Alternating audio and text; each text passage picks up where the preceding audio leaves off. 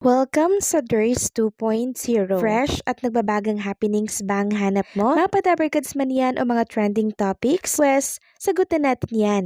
Kaya naman isubscribe nyo na ang ating channel para sa mga nagbabagang balita everyday. So, ayun, welcome back again sa ating YouTube channel mga kadabarkads. And for today's video ang pag-uusapan natin ay tungkol sa mga importanteng kaganapan sa mga dabarkads. So, kanina sinalubong tayo ni Alan Kay, Arvoni, and syempre nitong si Boss Joey De Leon. So, pre-recorded pa rin po ang Itbulaga ngayong araw ng Martes. Dahil ang mga dabarkads natin ay nasa kanya-kanyang bakasyon until bukas yan mga kadabarkads. Si Maine Mendoza nga po at ang kanyang pamilya ay nasa bakasyon pa din dyan sa ibang bansa. At katunayan po niya nagbahagi po ang kapatid ni Maine Mendoza ng picture ni Yaya Pepe. And itong si Raisa May Dizon, nasa La Union pa din.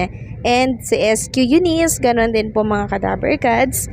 And syempre, itong si Karen Aistrup, nasa bakasyon din at mukhang nasa swimming din po sila. Makikita nga dito sa kanyang binahaging mga picture na talaga naman pong napaka-sexy ng isang Karen Aistrup. Samantalang si Tito Soto ay nagbitaw po ng maraming statement ngayong araw. And medyo matindi po mga kadabarkads ang kanyang binitawan. So mamaya sasabihin ko sa inyo kung ano po yun, pero bago yan, narito muna ang kanyang ibinahaging post 21 hours ago. Sabi niya, para kina nanay, tatay, lolo at lola. Bantayan po natin ang mga ospital na humihingi ng down payment, deposito o anumang uri ng advance na bayad bago magbigay lunas sa inyong health emergencies. Illegal po iyan, alinsunod sa Section 1 ng Republic Act No. 10932 sa oras na tanggihan po kayo ng serbisyo ng ospital dahil hindi kayo nagbayad ng down payment at lumala po ang inyong kondisyon, ipinapalagay ng RA 10932 na responsable ang ospital at medical staff sa inyong sasapitin presumption of liability. Maaari nyo po silang ireklamo sa DOH at sampahan ang kaso.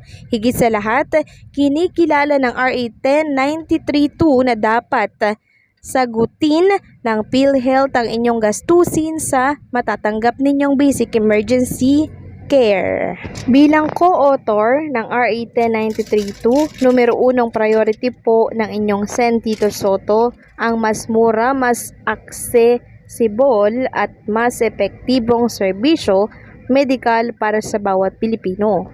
Kailangan ito lalo na ng mga mahihirap, bata at matatanda. Basta Sen Tito Soto, sure panalo ang pamilyang Pilipino. Then 2 hours ago, nag-post din po si Tito Soto ng tungkol sa 14-month pay, anti-fake news, drug rehab at education laban daw sa droga.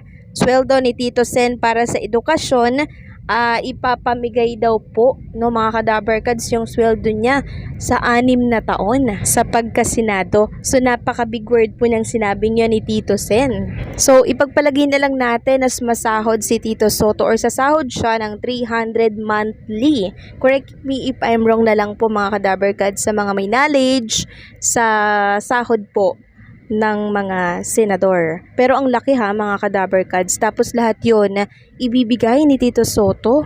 So tinimes nga natin mga kadabarkads. Pinagpalagay lang natin na 300 per month yung sweldo ni Tito Soto. Pumalo po mga kadabarkads ng 21,600,000. Palagay lang yun mga kadabarkads. Ibig sabihin, ang laki po talaga ng maitutulong ni Tito Soto sa mga mag-aaral natin, lalo na po sa mga mahihirap. Kaya sana po manalo siya and syempre sana tuparin niya po itong mga pangakong ito para po sa ating mga mamamayang Pilipino, lalo na po sa mga mahihirap. Kasi yan po ang inaasahan ng mga kababayan natin. Next topic naman, pag-usapan natin mga kadabarkads ang tungkol dito kay Atasha Mulak. So nagparamdam po si Atasha Mulak sa kanyang Instagram story and shinare niya nga itong mga ini-endorso niyang brand like Jollibee.